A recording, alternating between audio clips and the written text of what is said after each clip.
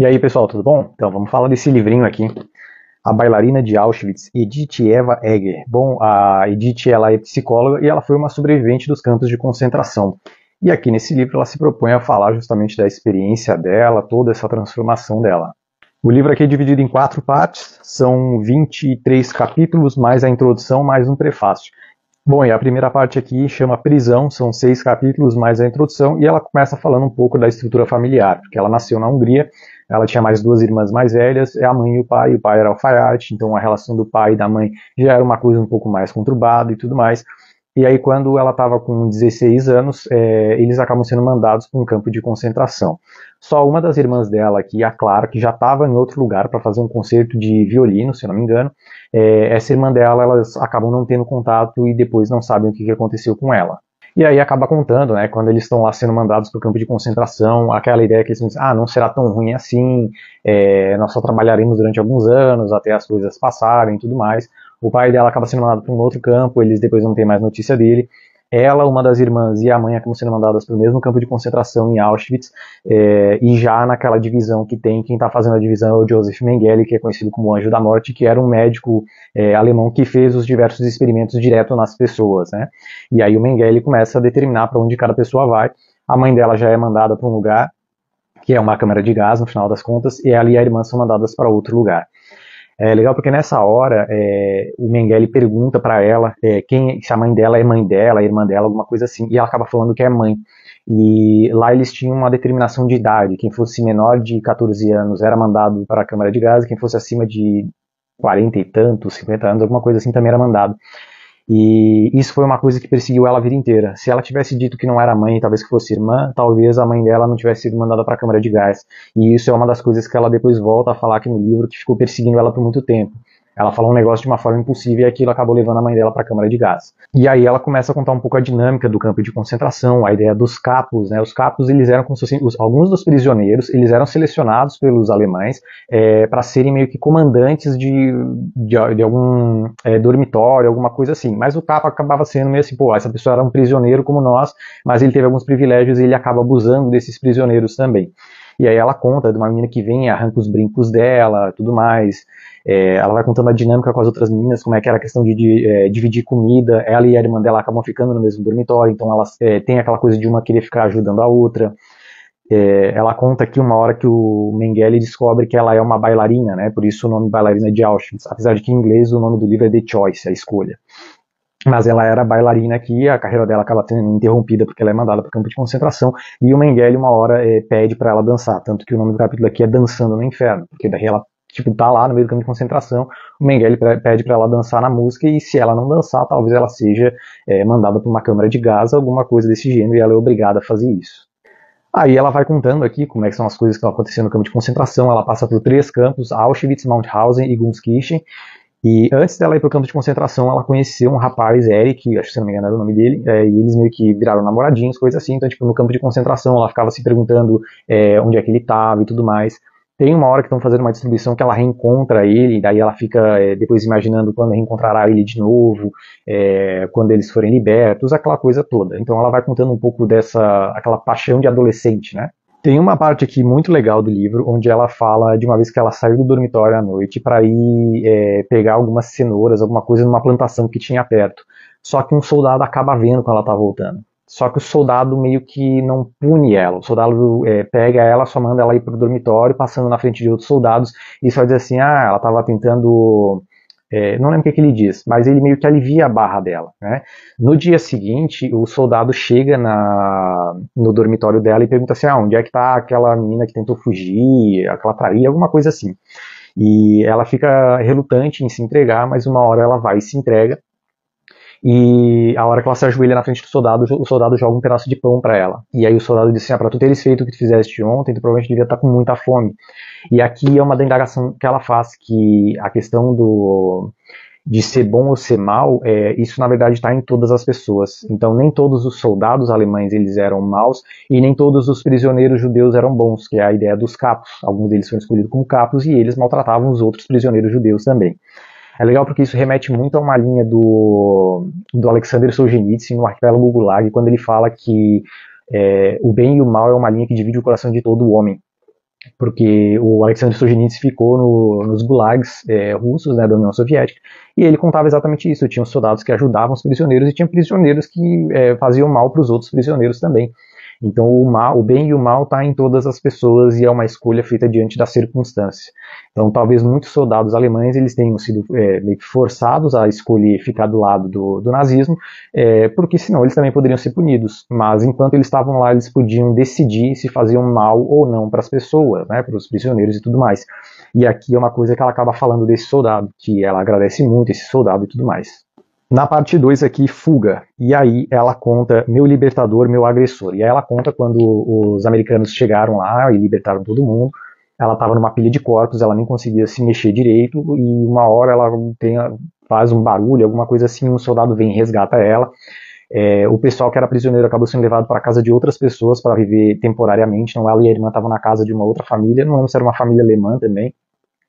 E ficaram lá durante um tempo. Só que daí ela conta que um dia à noite um soldado americano, 2 soldados acabam entrando na casa, eles estão bêbados e tal, e ela, como ela era muito pequena, ela estava muito magra, porque estava desnutrida, ela estava num berço de bebê, porque ela acabava cabendo ali dentro. E um dos soldados americanos acaba chegando perto do berço e ele começa a dar a entender que ele vai abusar dela. Mas aí no final ele acaba indo embora. No dia seguinte, esse mesmo soldado volta lá, ele se debruça no berço e começa a chorar e pede desculpa para ela. E daquele dia em diante, todo dia ele vem, traz comida, ele tenta ajudar a reabilitação dela, para ela voltar a se mexer melhor e tal. Aquela questão da redenção. É uma parte muito bacana.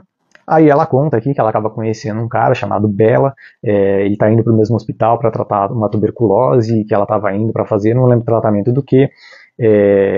No final eles acabam se envolvendo, eles casam, e aí fica a ideia de ir para Jerusalém, né? Então, lá no estado de Israel, eles fundaram para juntar os judeus e eles pensam em ir para lá, porque a União Soviética também estava começando a fechar o cerco em cima dos judeus, das outras pessoas. Esse marido dela aqui, o Bela, ele era um cara que tinha poder aquisitivo, então eles ficavam muito em cima dele. Então aqui tem a hora que ele acaba sendo preso, ela consegue lá subornar um guarda para o guarda libertar ele, para eles conseguirem fugir, mas aí a polícia já está vindo atrás dele logo. Então eles ficam nessa ideia de fuga.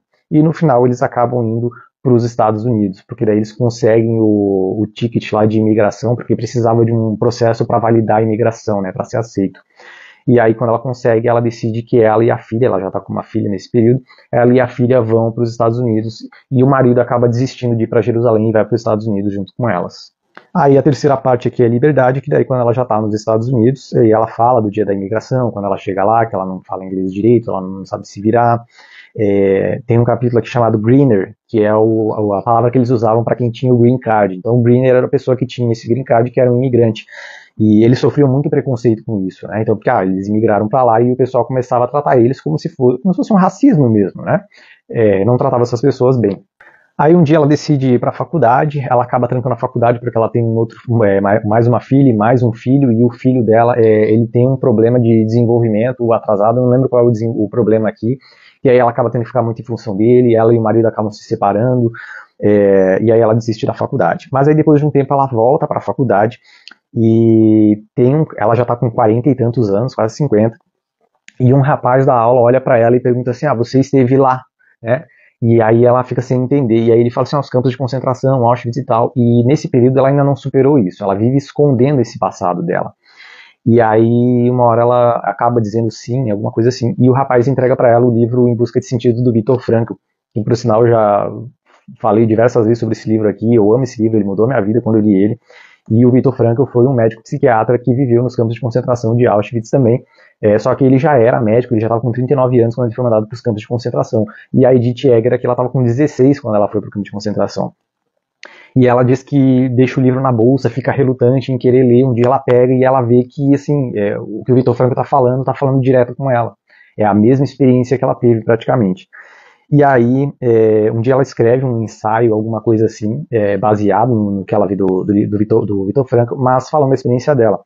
E aí alguém acaba pegando esse ensaio dela e envia anonimamente para o Viktor Frankl. E aí o Viktor Frankl entra em contato com ela. E aí eles acabam se tornando amigos, até porque daí ela começa a admirar muito a questão da logoterapia do Viktor Frankl, a questão de trabalhar com o sentido das coisas, e eles acabam desenvolvendo essa amizade ao longo dos anos. E aí, no meio disso, ela vai contando como é que ela tá lidando com esse estresse. Então, se passa uma sirene na cidade, ela já tende a se abaixar, porque vem todas aquelas memórias, essas coisas todas, e ela vive fugindo dessas coisas do passado, né? Ela não quer encarar aquilo. E aí é legal que tem um capítulo aqui, o capítulo 15, o que a vida esperava. E isso aqui é uma coisa que o Viktor Frankl fala, eu já falei até no review de um outro livro dele, que eu esqueci o nome, que geralmente nós perguntamos o que eu espero da vida, mas a pergunta correta é o que a vida espera de nós. E ela fala exatamente sobre isso aqui, quando ela se dá conta dessa coisa, o que ela estava esperando da vida e não o que a vida estava esperando dela. E aí começa a vir essa questão da escolha, as escolhas que ela faz e tudo mais. E aí tem uma vez que ela é convidada para ir para a Alemanha para dar uma palestra, uma conferência para soldados. Eu não lembro que soldados eram, acho que são soldados americanos, mas se não me engano eles faziam como se fossem missões, coisas assim, então eles viajam o mundo inteiro. Só que o lugar que ela tem que ministrar a palestra é o lugar onde o Hitler passou o restante da vida, né, lá no Monte Suíço, alguma coisa assim. E o quarto que ela fica é exatamente onde o Goebbels, que era o ministro da propaganda nazista, ele dormiu. Então ela tinha que dormir na mesma cama do Goebbels e tal. O marido dela vai com ela para apoiar ela. No início ela fica relutante, ela não quer ir, não quer ter que vivenciar essas coisas, mas no final ela acaba decidindo ir e encarar aquilo de frente. E no final dessa parte ela decide então visitar Auschwitz, né, ver de novo o campo de concentração, enxergar as coisas, ela reconhece muitos dos lugares. Em Auschwitz não tem os túmulos, né, porque os corpos foram cremados, aquela coisa toda, mas eles têm lá um hábito de deixar uma pedra como se fosse o túmulo da pessoa e tudo mais. Então ela revive aquele ritual. Ela vive se amargurando por conta da questão da mãe, porque no final a carreira dela de bailarina acabou sendo interrompida por conta do campo de concentração. Ela não teve infância, ela nunca reencontrou o Eric, que era o menino. No final aqui ela acaba descobrindo um dia que ele faleceu um dia antes da libertação, né? Então ela fica com aquilo na cabeça, se fosse um pouquinho mais, aquela coisa toda. E no capítulo 4 aqui, cura, e aí são os últimos 4 capítulos, e daí onde ela começa a falar, ela começa a contar alguns casos que ela atende, porque ela já é psicóloga nessa época, ela já fez pós-graduação e tudo mais, e ao longo do livro ela vai contando, no final, nos últimos capítulos, já vai contando outros casos que ela atendeu, mas aí nesse último ela acaba contando outros casos. Tem alguns casos bem pesados, assim, até um soldado que acaba sacando uma arma e aponta a arma para ela, porque ele está sendo traído pela mulher, ele está com muita raiva, ele quer matar a mulher, só que daí ele saca a arma na consulta com ela, ele aponta para ela e diz assim, não, porque eu vou matar ela, não sei o que, e é uma situação bastante tensa, assim, mas ela vai contando alguns casos onde ela começa a se identificar com alguma coisa desses pacientes, né? Então a questão da negação do paciente, de não viver o luto, de tentar fugir da dor, né, dessa parte ruim de nós mesmos e tudo mais. Então ela traz alguns casos onde ela faz um paralelo com a própria história dela. Ela fala que são os pacientes com quem ela aprendeu sobre ela mesma. Bom, de forma geral, o livro é mais ou menos isso. Como vocês podem ver aqui, o livro não é grande, tá? É uma leitura super tranquila, são 300 páginas aqui, mas é uma leitura muito gostosa. O jeito que ela escreve assim é um jeito que eu gosto muito, porque ela escreve exatamente como funcionam as nossas memórias, sempre em fragmentos. Então ela escreve uma sentença que é uma memória e em seguida a sentença já é de uma outra memória e as coisas vão se misturando. É exatamente assim que nós lembramos das coisas, né? Vários fragmentos meio sem ordem. Não é que esteja sem ordem aqui, dá para entender, mas entre uma sentença e outra, às vezes ela já muda sobre o que ela está falando, né? Porque são vários fragmentos e ela meio que só vai jogando isso no livro. Então é uma leitura muito gostosa. Assim, é uma leitura pesada também, né? Imaginar lá o campo de concentração, as coisas que ela passou. Mas principalmente aqui ela conta ao longo do livro inteiro, de todos os capítulos, esse processo dela, do que ela viveu. Ela fica se lamentando pela vida que ela não teve, ela fica se indagando a questão da mãe, as coisas que não ficaram resolvidas no passado. Então ela traz diversos questionamentos que ela fez ao longo da vida e ela só foi meio que se curar dessas coisas já depois de bem velha, né? Tanto que ela foi publicar o livro com 90 anos. E aqui mesmo ela fala assim, várias vezes ela achava assim, ela estava velha para fazer psicologia, que ela foi fazer depois dos 40 anos, e isso não tinha nada a ver. O quanto a experiência dela ajudou ela a lidar com veteranos de guerra, né, com estresse pós-traumático, como as pessoas olhavam para ela e perguntavam assim, como é que ela conseguiu superar, e ela se achava uma fraude, porque ela dizia, mas eu não superei isso, né, ela só vivia escondendo.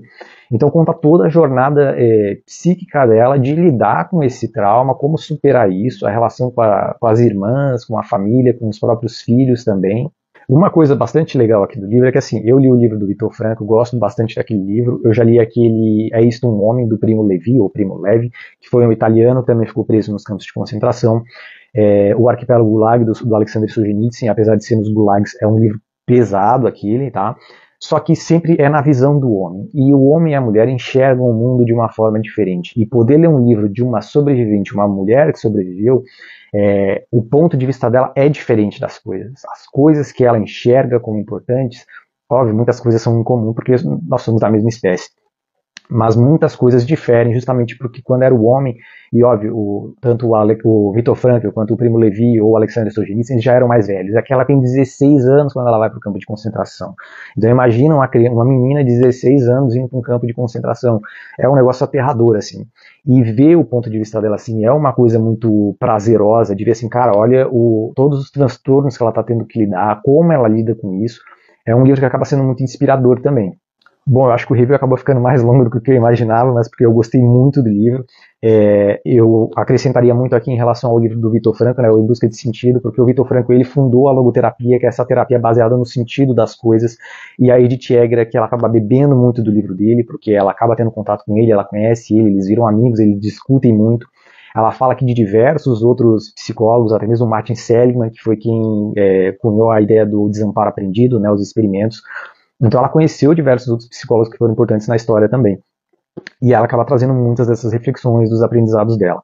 É um tipo de livro assim bem existencialista, porque nos faz questionar o nosso sentido da vida, a forma como nós lidamos com as coisas. É um tipo de leitura que eu gosto muito, então é difícil eu não recomendar esse tipo de leitura, beleza? Fica aí para vocês.